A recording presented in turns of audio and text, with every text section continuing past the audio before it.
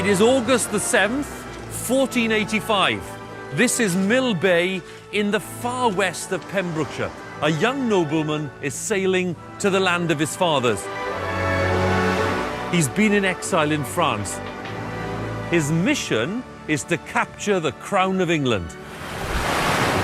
He may be half English and a quarter French, but he makes no secret of the fact that this is the land of his birth.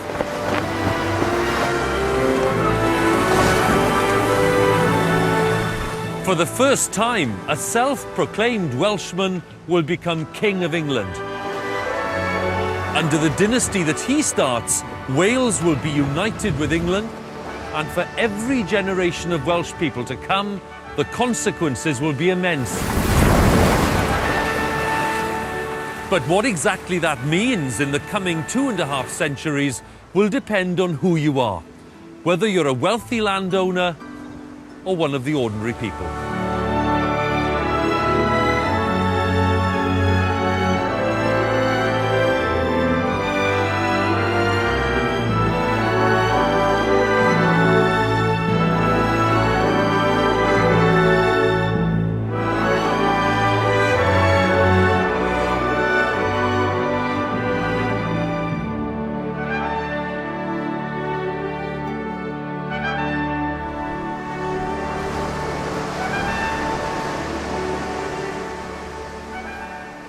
Henry Tudor is sailing to Wales to meet his destiny, a battle with the English King Richard at Bosworth.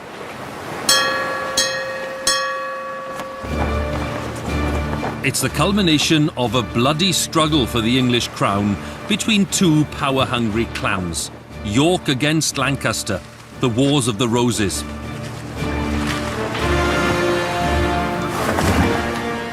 And Henry comes proclaiming his Welsh blood and asking his fellow countrymen to take up arms with him.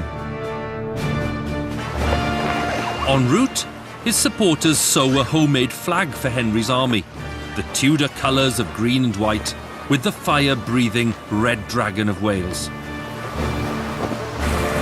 But if Henry thinks the Welsh peasants and the Welsh gentry will flock instantly to his side, he'll have to think again.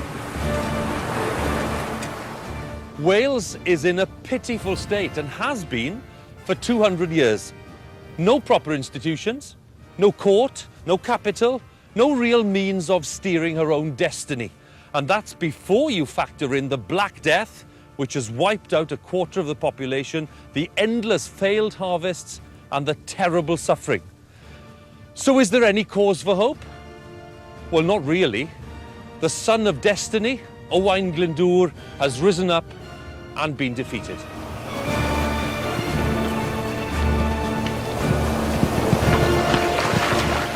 As Henry sends out his lieutenants to rally the Welsh gentry, they move into a land where life for the Werin bobl, the peasants, is as nasty and short as it is anywhere in Europe. But Wales is different in one crucial way. As a conquered country, even its wealthiest families are excluded from power and influence in the highest courts of the land.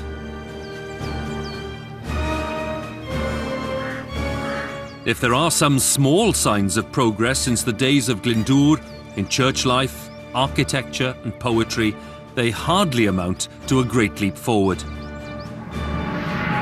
In the towns and villages Henry's forces pass through, Haverfordwest, Fagwr Lloyd, Cardigan, people's lives are dominated by age-old rituals and beliefs. After the defeat of Glyndŵr, some are bound to wonder if a new son of destiny is on the march. But perhaps it's the gentry above all who might be persuaded that Henry Tudor is the man to restore their fortunes. When he reaches Aberystwyth, Henry's path turns eastwards towards the heart of England, and his knights are bringing back to him promises of support.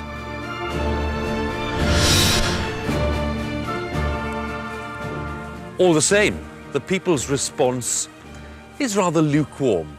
There's a story I'd like to share. It's a bit of local tradition, really, which hints at how tricky things were for Henry. He's on his way from Machynlleth to Welshpool, and he stays the night here, at this house. It's called Mathafarn, and it's owned by a man called, wait for it, Dafydd Llwyd ap Llywelyn ap Griffith. Let's call him Dafydd for short. Dafydd is a poet. He also has the gift of prophecy, or so it's said. So it's a perfectly natural thing for Henry to ask him the direct question, will I gain the crown of England? And Dafydd simply can't answer. Until his wife chips in and says, you might as well say yes, because let's face it, if he fails, he's not coming back here. So in these parts at least, confidence in Henry is rather fragile. Still, the only way for Henry now is forward to his destiny at Bosworth. But if Wales is slow to come to Henry's side, his English allies are even slower. Right up until the decisive moment of the battle, the fate of the whole enterprise and Dafydd's prophecy is in doubt. Henry's army is outnumbered by at least 2 to 1, but Richard divides his forces into 3 groups. In contrast, Henry keeps his force together to withstand the initial attack.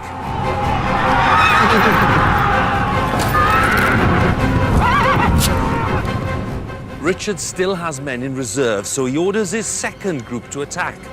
But the men don't move. Has the king been betrayed? Richard gambles his life by charging across the battlefield to try to kill Henry. The move backfires. Richard and his bodyguards get separated from the rest of the army. More of the uncommitted troops join Henry's side, and one of Henry's lieutenants drives a spear through the king's heart.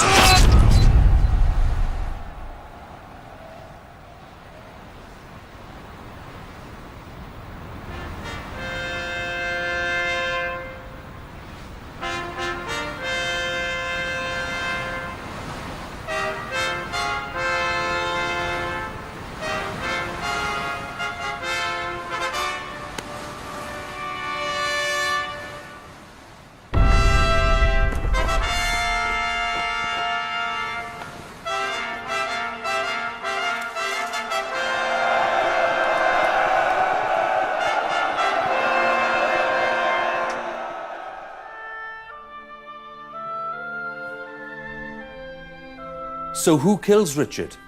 Who delivers that fatal blow? We'll never know. But there is a potential clue carved into this magnificent bed. It belongs to a Welsh nobleman called Rhys ap Thomas. One look at it tells you that he's a man of means.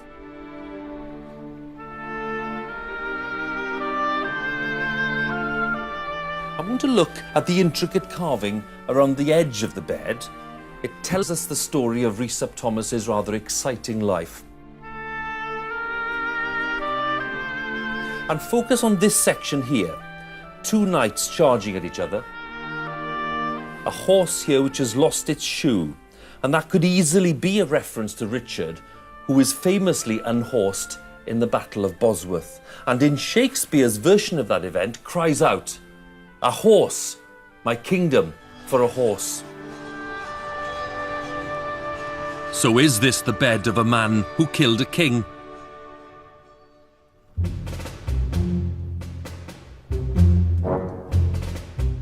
All over Wales, there are now people who are happy to see the Tudor triumph at Bosworth as a Welsh triumph. And Henry is genuinely indebted to Rhys ap Thomas and those Welsh landowners who've supported him. Henry himself comes from Welsh gentry stock, the Tudors of northwest Wales, and they're one remarkable family.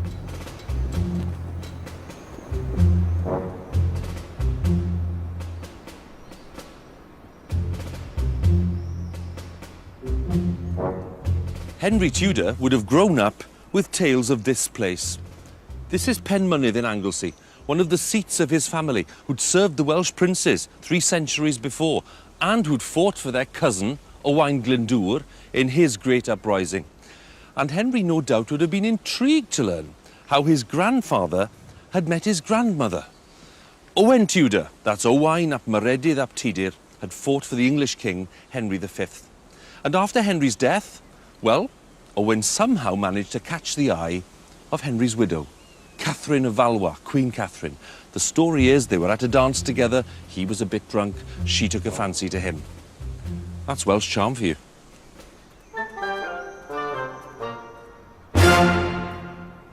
But let's pause a second, because there's a danger that we're getting slightly carried away. Henry VII, Henry Tudor, the great Welsh hero. Is he? It's not clear. He's a quarter Welsh. Yes, he is born in Wales. He spends most of his life away from Wales. There's no evidence that he speaks or understands Welsh. Yes, he does have a red dragon on his banner, but then he has lots of banners, and it is a detail on his royal crest. I think it's fair to say that he takes the English crown for himself and for his family. It's not some great act of liberation for the Welsh people. In effect, he becomes just another English king.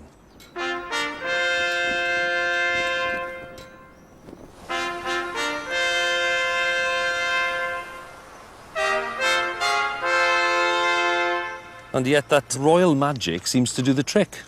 Because what happens is that the people of Wales believe, they desperately want to believe, that they have a special connection with Henry Tudor. And not just with him, but with his son and grandchildren. The future Tudor kings and queens, from Henry VIII to Elizabeth I. And it's the vigour of that Tudor bloodline which transforms England from a bit of a backward kingdom to a major world power. So I'm going to dare to suggest that the British Empire starts here.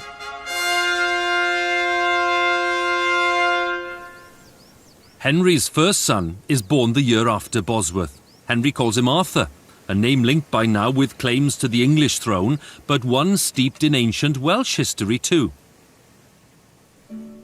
Henry sends Arthur here to Ludlow in the Welsh Marches and makes him Prince of Wales. He's going to be schooled for his future as a monarch by ruling a principality. And it's a complex task. Though Wales has been conquered and subdued, things are still different here.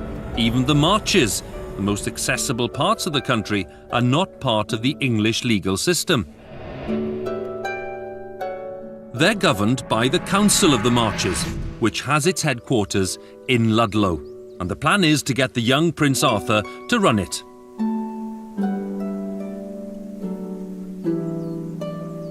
In 1501, Arthur marries Catherine of Aragon, but the following year, he dies suddenly. When his younger brother Henry inherits the crown, and his brother's wife, the anomalies of governing Wales come to prove unacceptable to a king who keeps his realm safe by firm central control.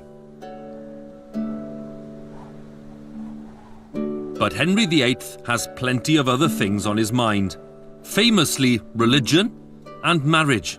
And it's 20 years into his reign before he's able to sort out the matter of Wales. This is where the story of Wales changes course. It's a seismic change set out in this Act of Parliament demanded by Henry VIII. It joins the government and legal systems of England and Wales. In other words, it is an act of union. And for the first time in history, this document is on Welsh soil, here at the National History Museum in Cardiff. And I have to say, as a Welshman, it is a very powerful experience to be able to touch this document and to read some of its content. For example, henceforth, no person or persons that use the Welsh speech or language shall have or enjoy any manor, office or fees within this realm unless he or they use and exercise the English speech or language. So simple and so unthreatening laid out before me here, and yet this is the most important document in the entire story of Wales.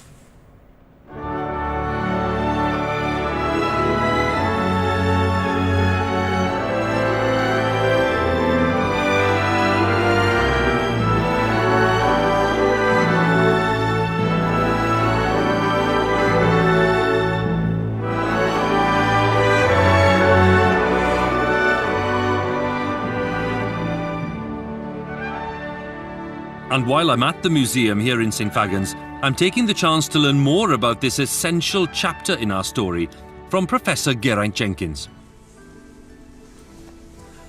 Well, Geraint, here we have, I think, one of the prime symbols of the Act of Union. What is it? Well, it is indeed. It's a justice's chair from the 16th century. It's an emblem, really, of the new Wales that is dawning, a new Wales in which English becomes the language of law and administration, and English becomes the language of the courts. Let us imagine, Huw, that you broke the law, that you stole a handkerchief and you were brought before your betters, an English justice coming from England, would sit in judgment on you. You were a monoglot Welsh speaker, would not understand a word of the proceedings, but you would give your evidence in Welsh and it would be translated into English. When the verdict arrives and the judge condemns you to death, you would then be hearing the verdict and hearing the condemnatory address from the Chief Justice in a language you do not understand. Was there not some kind of boiling anger among people about what was going on? Not really, because there might have been, of course, amongst the werin bobl, but it's the gentry that are calling the shots. And they are the ones who benefit from the Acts of Union. They see that this is going to help them build estates, it's going to make them the local governors, they'll have a voice in Westminster, they will become the top dogs in Welsh society. So they're saying, to all intents and purposes, bring it on. Are there any clear benefits to Wales from the Acts of Union? Well, if you were a gentleman, certainly there were benefits for Wales. You look at what the spin doctors for the gentry are saying. They're saying that Wales and England live in harmony. That no country in England, that's striking, isn't it? No country in England has flourished as much as Wales after the Union settlement. So they knew that they were the major economic beneficiaries of the Union. Geraint, for the first time, the Act of Union is on Welsh soil. What does that mean to you? Well, I don't know about you, Huw, but I've been having goosebumps because this document has had a huge psychological effect on the Welsh people. We habitually use the phrase, despite ourselves, England and Wales. I bet you never say Wales and England any more than I do. It's a dictum, really, that starts with the Act of Union. Then again, the fate of the language, that something is very, very important to us both, because Welsh is our mother tongue, both of us, and we worry about the fate of the language. That again stems very largely from the language clause in 1536. So I think this is an act which over the centuries has embedded itself in our minds and in our hearts and in our souls. It's very, very important in the story of Wales, and I think the story of Wales would have been very different without it.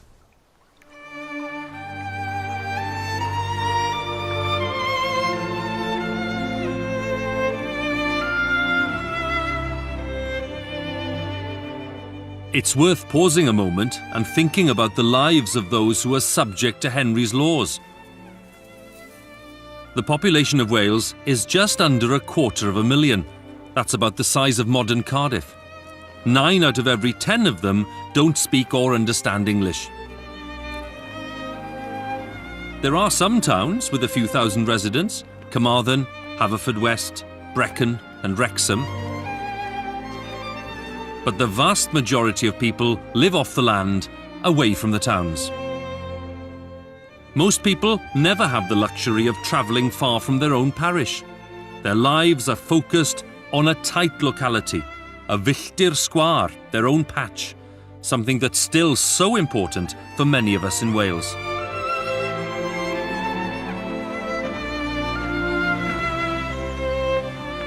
Tudor society has a formal structure. Below the nobles and the gentry are the yeoman farmers, who own their land and work on it alongside paid labourers. But the backbone of society is the class of tenant farmers. They rent land from the rich, and they can be thrown off it if they can't pay.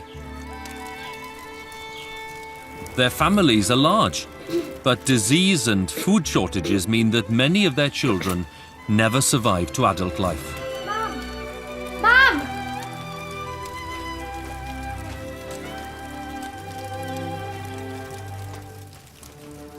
And in the face of tragedy, they hold to their traditional beliefs.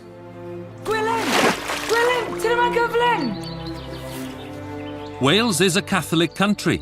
The Welsh are known across Europe for their devotion to the Virgin Mary. And their Christian practice sits alongside the faith they have in more ancient rites and rituals, like the healing that can be had from holy wells and springs.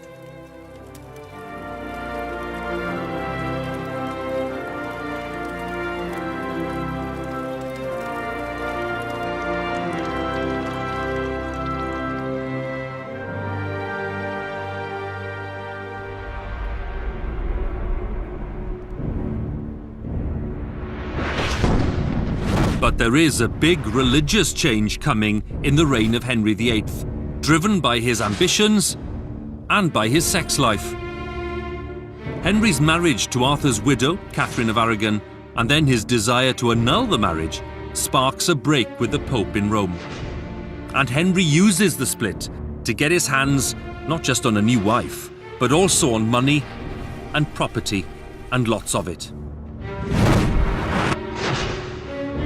Henry is targeting the monasteries, places like this, the Abbey of Strata Florida near Tregaron.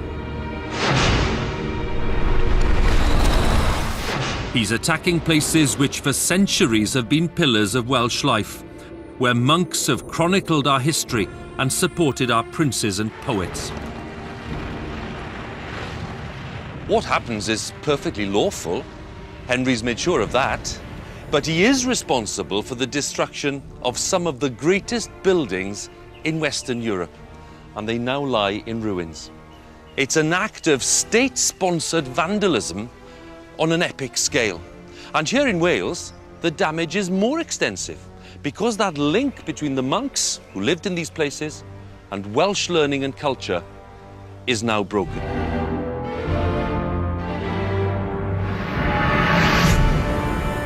Every part of Wales is affected by Henry's break with the Pope. It suits those Protestants who want to smash Catholic practices here. And they target 6 places of key religious significance.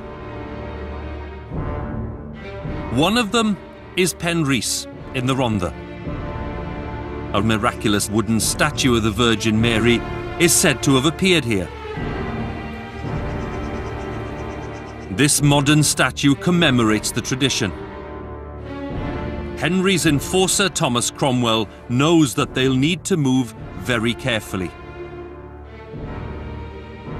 This is one of the holiest places in Wales.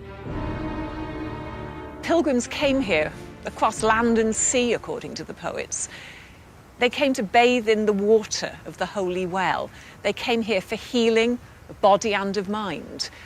But by the 15th century, there was also a statue of the Virgin Mary, which was said to have appeared as if by a miracle. It was found in an oak tree. It was the Virgin Mary with the baby Jesus in her arms. She's bending over to kiss him.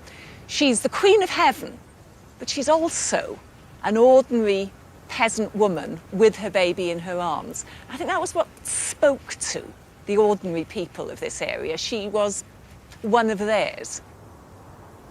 The pilgrimage to Penrhys, its wooden statue and its holy well, is hugely popular. Miracles are said to happen here. It's easy to look back at that now and to write it off as superstition.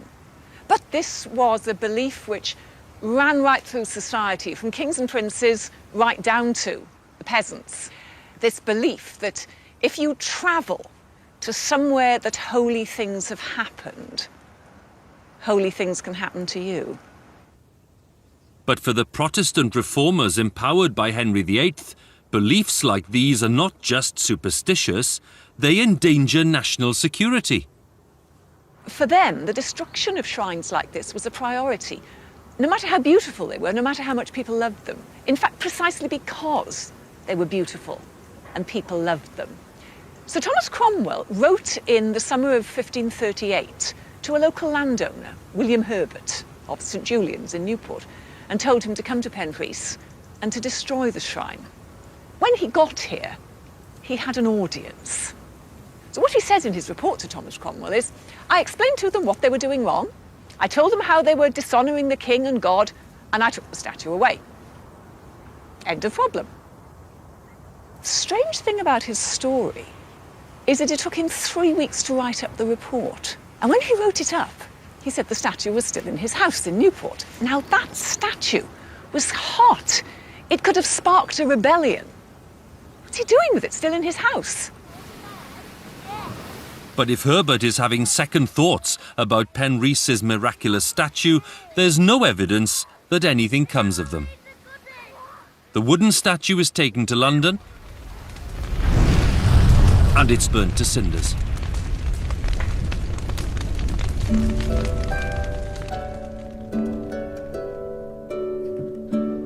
The shrine is destroyed, the pilgrimage stopped. The well, of course, doesn't dry up, and local people keep using it. They say it's very good for making their butter churn. And local traditions about the well survive. You can come here and find there's plenty of water. You can come here and find there's hardly any water at all. The locals say the water flows when it wants to. So there is still something about Penrhys, for all that Thomas Cromwell felt that it was a dangerous place and needed to be destroyed. But Penrhys's national significance as a place of healing and inspiration has been brought to a sudden end. And the religious upheaval goes on throughout the whole Tudor period. Let's take a look inside this church to explain the confusion for so many worshippers.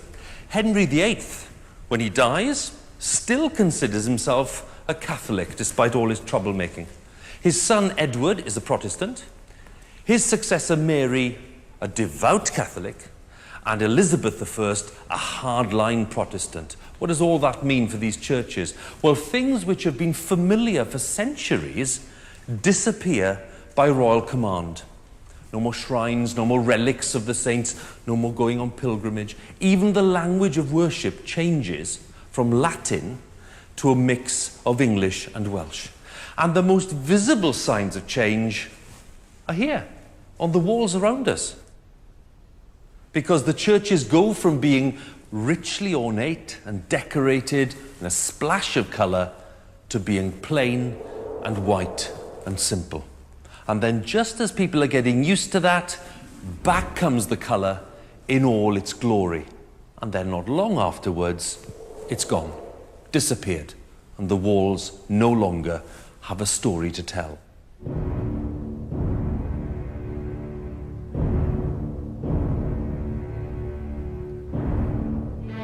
Of course, the church doesn't change everything overnight. And worshippers don't depend solely on wall paintings for their understanding of the gospel. They're already used to hearing sermons in their own language. But it's vital for them to keep up with these twists and turns in what they're meant to believe. The business of religion in Elizabethan Wales is a matter of life or death. It's as simple as that. We have acts of violence, we have foreign threats against the state, we have security breaches, we have displays of extremism. No surprise that a toxic mix like that produces its own victims.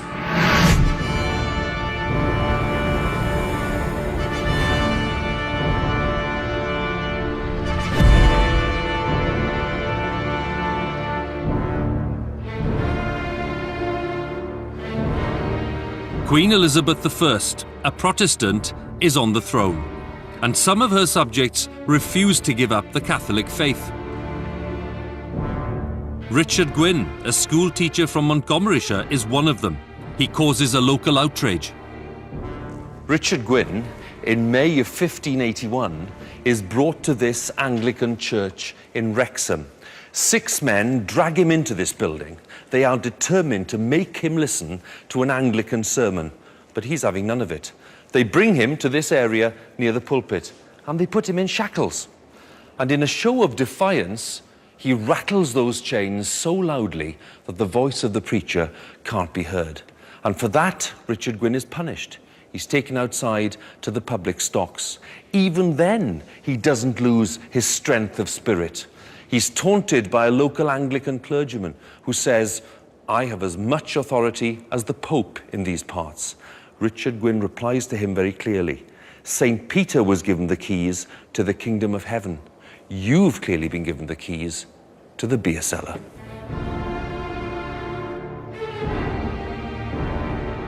2 years later, Gwyn is convicted of attempting to convert others to the Catholic faith and of treason.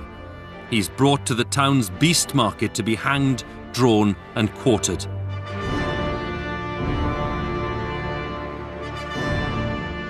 It's a cruelly painful and bloody process, being butchered while still alive.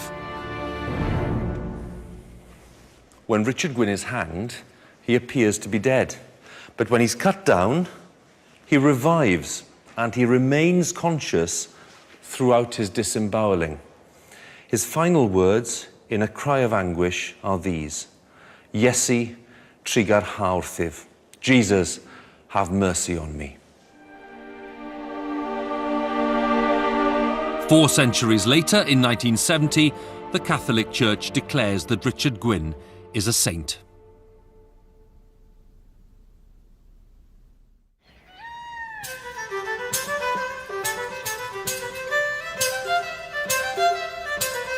Others in Wales are more in step with the Tudors. They flourish under the Elizabethan settlement. The Wyn family established their seat here in Gwydir Castle, near Llanrwst in the Conwy Valley, and they have quite a history.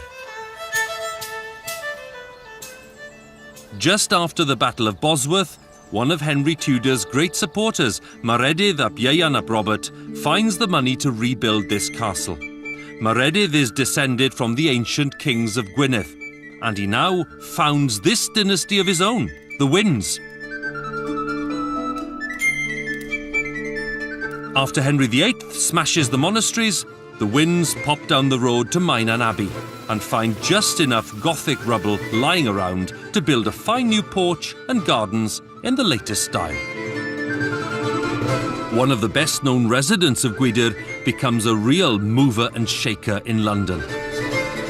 She's Catrin of Berain, Catherine of Berain, and she's famous for marrying 4 times, though some say she did murder her first 3 husbands. She moves from Wales to London to Antwerp and back to the court of Queen Elizabeth, where she's a trusted confidant. With 6 children and scores of well-connected relations, she becomes known as Mam Cymru, the Mother of Wales. And it's not just Catrin who's making a mark in London.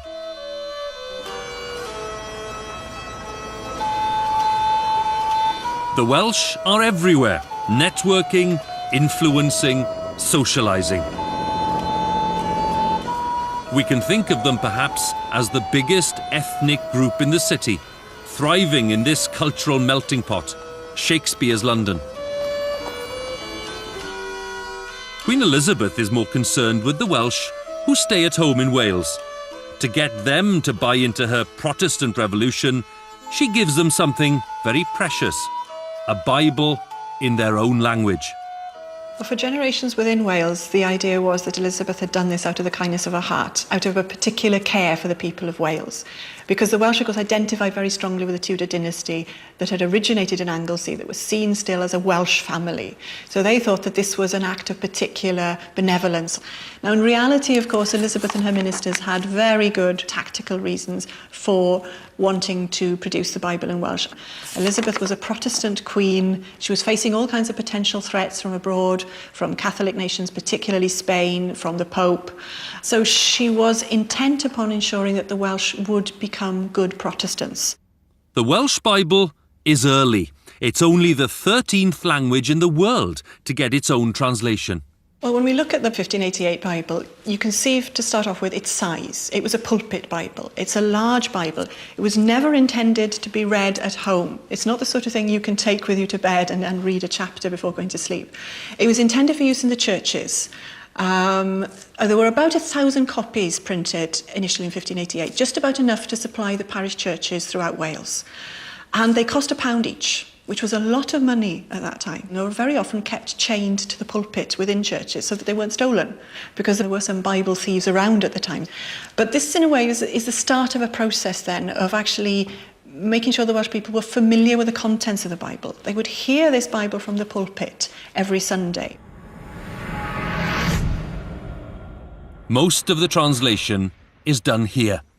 Llanrhaeadr y Mochnant is far from any library or centre of learning. But the task has fallen to the vicar, William Morgan, who begins the enormous enterprise in the late 1570s. He was working by himself night after night while also taking charge of his parish. He was committed to the idea that it should be the best possible translation, and that meant going back to the originals. It meant using the Hebrew Old Testament and the Greek New Testament. So it's not surprising that it took him until 1587 to produce a draft that could go to the printers in London, because at that time, of course, it had to be printed by the Queen's printers. The print setters, of course, the typesetters, probably had no familiarity with the Welsh language whatsoever. So it was necessary for Morgan to be in there every day, checking the work and rechecking. But William Morgan's triumph is not just his attention to detail. It's also how natural he makes the whole Bible sound in Welsh. The Welsh that would have been used in the fair, in the marketplace, in the tavern, probably not completely suitable for the Bible. So one needed to elevate the language a certain amount above that and to produce something that was more elegant and more dignified. But you needed to strike a balance with an everyday language that people would appreciate and would immediately understand. So that when they were hearing this Bible in church, it would immediately strike a chord with them. They would immediately get it in a way that they hadn't before because it had been in English or prior to that in Latin. Mae amser I bob peth, ac amser I bob ewyllus tan y nefoedd.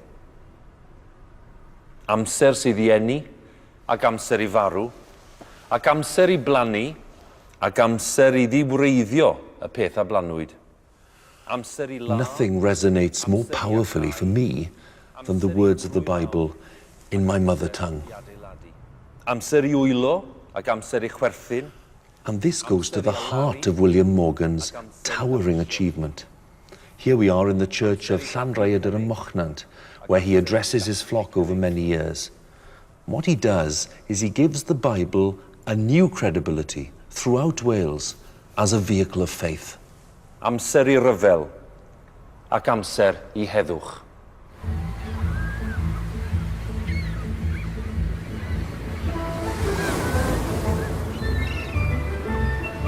By the end of Elizabeth's reign, the Welsh Bible brings the country into a much closer alignment with the monarchy and its Protestant settlement.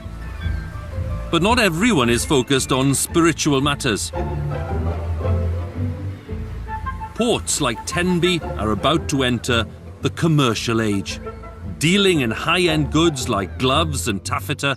Trading with Portugal and Morocco, the merchants of Tenby are every bit as wealthy as those of any similar port in England. Tenby's merchants can offer lower tariffs and boast of more efficient service. They're making money and living lives of some style and ease. But away from pockets like this, commercial development in Wales is slow. And that holds back the growth of the latest strain of the Protestant faith, which is sweeping through England's trading towns. It is called Puritanism. But some well-off families are drawn to this new form of dissent. Some leave the Church of England believing it is still too close to Catholicism.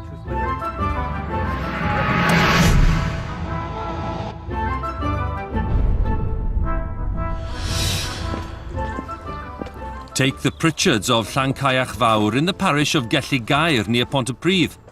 Colonel Edward Pritchard is a devout Puritan. He joins a Baptist congregation in Eglwys Ilan. The Pritchards have lived at Llancaich Fawr for generations, and their colourful family history offers a real insight into life in Wales at this time.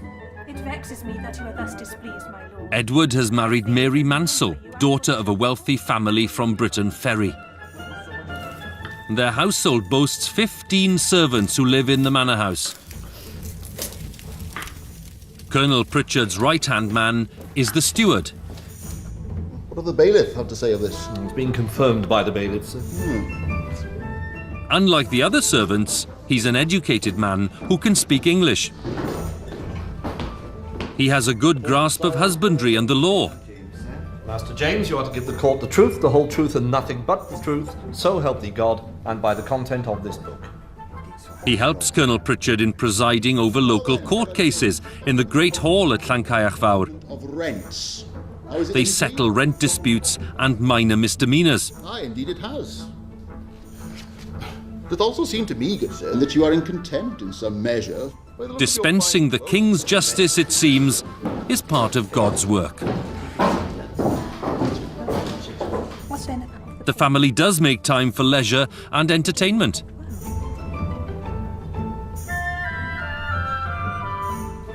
But Colonel Pritchard is about to be caught up in a brutal struggle, a clash of ideas between two bitterly opposed forces. A civil war which will shake the foundations of the state. It will pit Parliament against the Crown. And it will put a king's life in jeopardy. The Pritchards aren't the only well-to-do family in this part of South Wales to become enthusiastic Puritans. Here in Whitchurch, a very busy suburb of Cardiff today, the Williamses also embrace the cause. One of the Williams boys marries into the family of Thomas Cromwell, who used to be Henry VIII's chief minister. And that man's son, Oliver, decides not to be known as Williams, but to embrace the Cromwell surname. That's right, Oliver Cromwell. This is the man who leads the Puritan fight to overthrow the monarchy. And it's a bitter irony for him that most people in Wales, even those who abandon the Anglican Church, like the Pritchards, are on the king's side.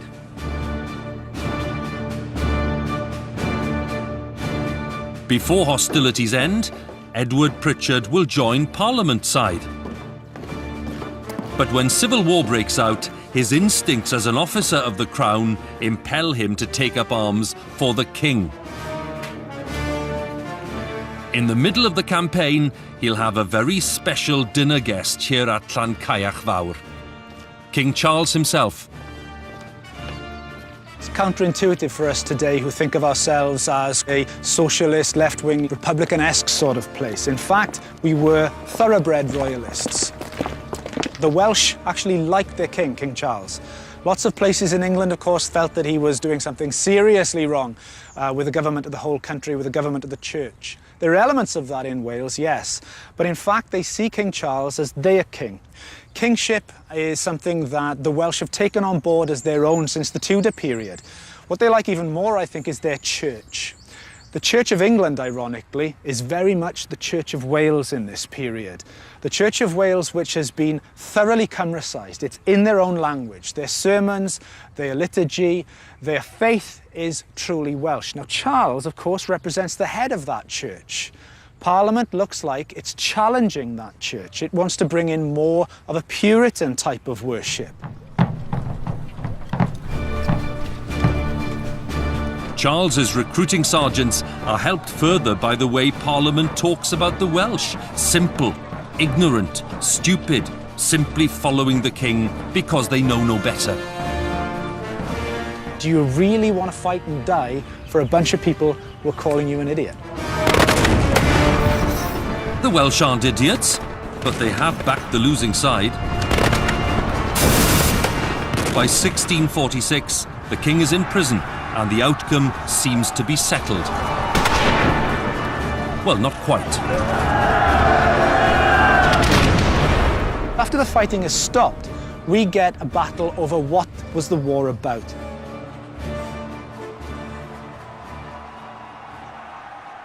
And what does victory mean for the parliamentarians?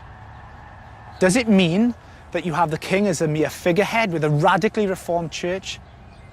Wales in particular gets very, very worried and jittery about what they see emerging out of Parliament. Radical voices calling for the complete transformation of their beloved church into something that they simply couldn't recognise anymore.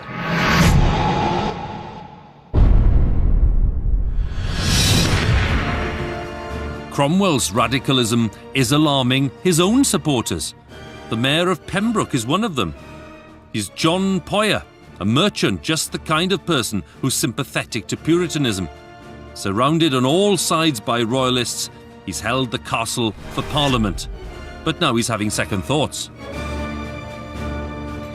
Poyer's wondering, I think, what he's fought for. He also has an added grievance with Parliament. They aren't paying him what he feels that he's been owed for standing on their side when he was this island of parliamentarianism. Pembroke becomes a springboard for a renewal of the war. Supporters of the king rise up across the whole of Britain. This time, Poyer is fighting against Parliament. He's been promised that royalist reinforcements are marching across the country to be with him.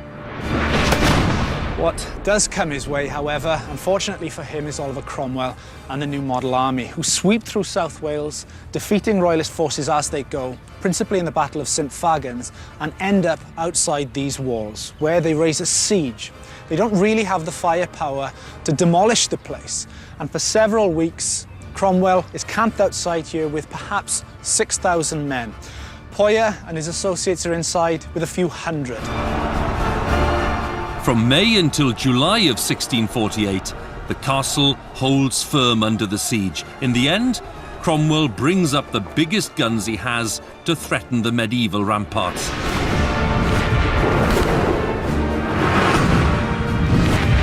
The game is up.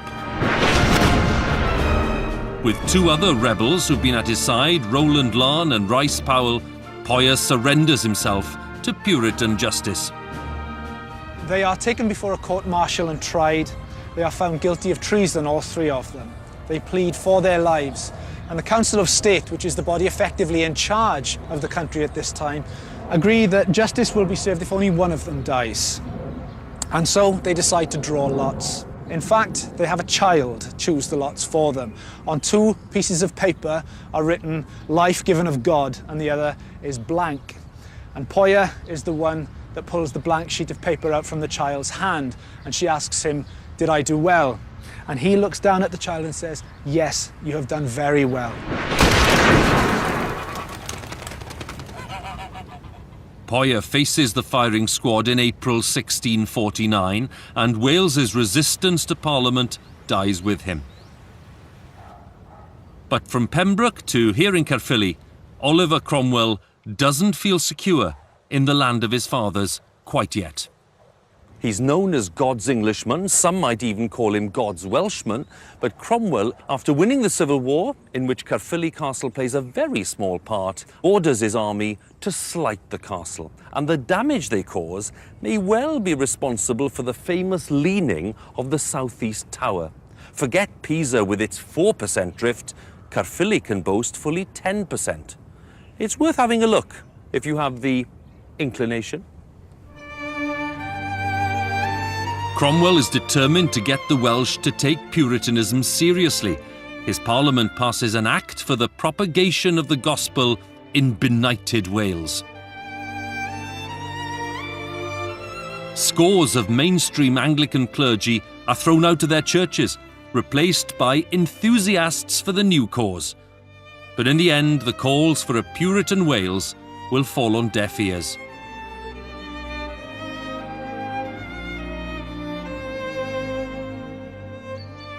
The monarchy is restored, and the gentry are free to behave more and more like their English counterparts.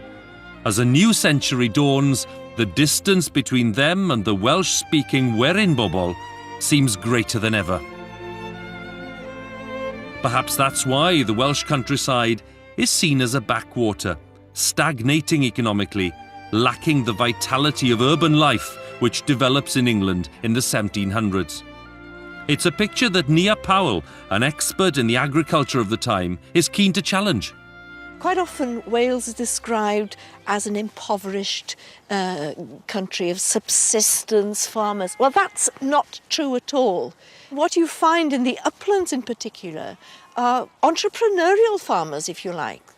And I think that's where the real wealth of Wales lay. Well, that's an intriguing thought, because I've grown up with the notion, obviously the wrong one, that it's the farms down on the valley floor which are sort of making the money, and it's the poor people at the top. That's wrong, is it? Well, I think it's quite interesting. If you look at people's wills, their wealth at death, the average wealth of a yeoman in Carnarvonshire before 1700 was £26. If you look at the average for a very upland parish, Beddgelert, where Snowdon lies, the average was £99. Now that's a colossal difference. Are you saying there's much more money to be made on the uplands than down here on the valley floor? Well, that's the surprising thing, really. These upland cattle farmers, with their nose for business, sense a gap in the market for a new product. From around 1715 onwards, sheep, the numbers of sheep suddenly start to increase. It may be because of the development of the woolen industry, but in Snowdonia, the sheep that are noted by travellers weren't wool producers. Many of them were black sheep, and black wool wasn't really favoured for weaving, but they were noted for the sweetness of their meat. The strength of the rural economy is beginning to support business growth in urban Wales. Places like Denbigh that produced far, far more gloves than were ever needed in the whole of Denbighshire. Wrexham, for instance, which was the biggest town in Wales. Wrexham hosts a weekly market where trade between England and Wales flourishes. Short-haul drovers, the people who brought animals to the market, meeting drovers from over the border who took them down to places like Northampton to fatten up. London butchers liked what were called Welsh runts. Runts because they were small, but they fattened very quickly, and their meat was considered to be very tender and very good to eat. Changing tastes are one thing, but the real revolution for ordinary Welsh people is not to do with farming, and it comes down south.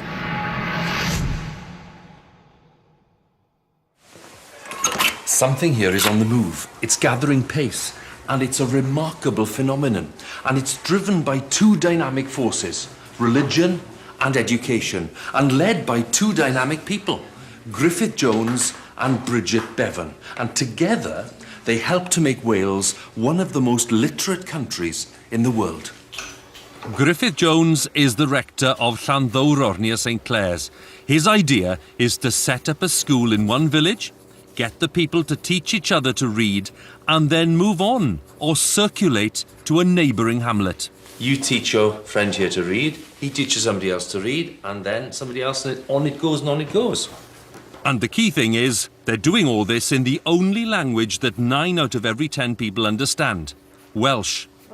Before long, these circulating schools are active in huge numbers. 3,495 schools had been set up. How many? 3,495, that's an amazing number. When Griffith Jones dies, his wealthy benefactor, Bridget Bevan, carries on with the work. And by then, their schools are famous. A report on them reaches Catherine the Great in Russia. When you consider the raw figures, they are astounding. Half the population of Wales learns to read in these travelling schools. It is a towering achievement. And what is the first thing that most people want to read? It is the Bible. For the first time, they're able to study the gospel message for themselves. And the effect of that, in this sleepy Carmarthenshire countryside and much further afield, is electrifying.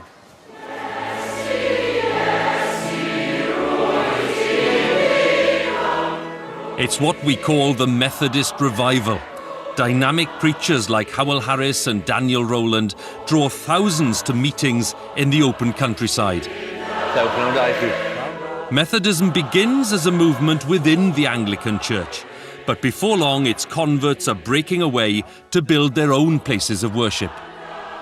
1740, that's very significant because it makes this chapel, this cause, one of the earliest Methodist causes in this part of Wales. So let's have a look inside.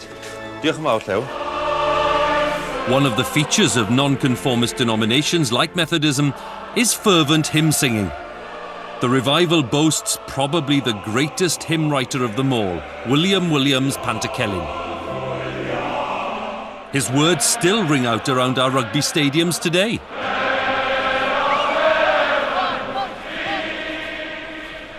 This old chapel, in the heart of the countryside, is part of an immense force which transforms life in Wales.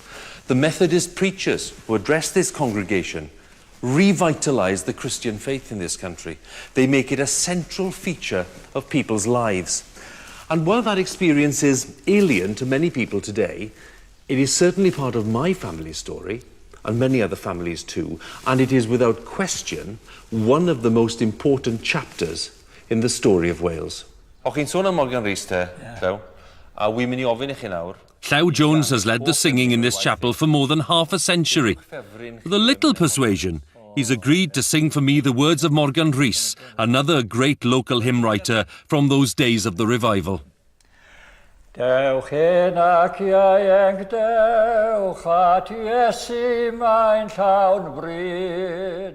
So we've reached a significant moment in our unfolding story of Wales.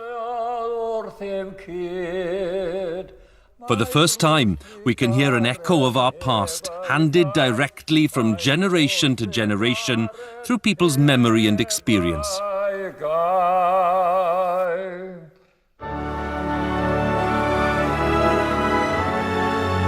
This chapter in our story began with the coming of a new claimant to the English throne, descended from a Welsh family.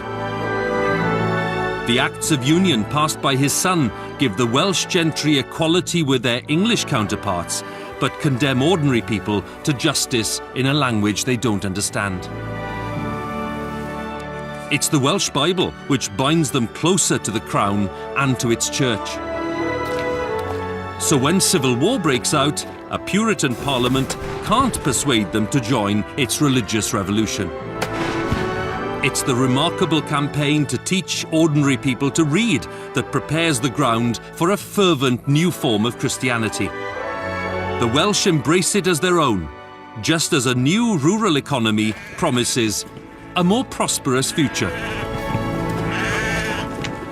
250 years after Henry Tudor marches through Wales on his way to claim the crown of England, the drovers are also on the move, taking their livestock to market in London.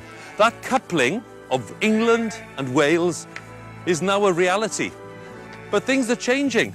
Wales is going to be transformed and become a global leader in the shaping of a very modern world.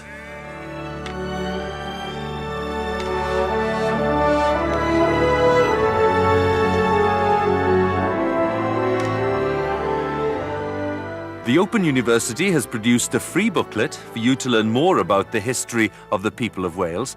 You can call 0845 366 0253 or go to bbc.co.uk/Story of Wales and follow the links to the Open University.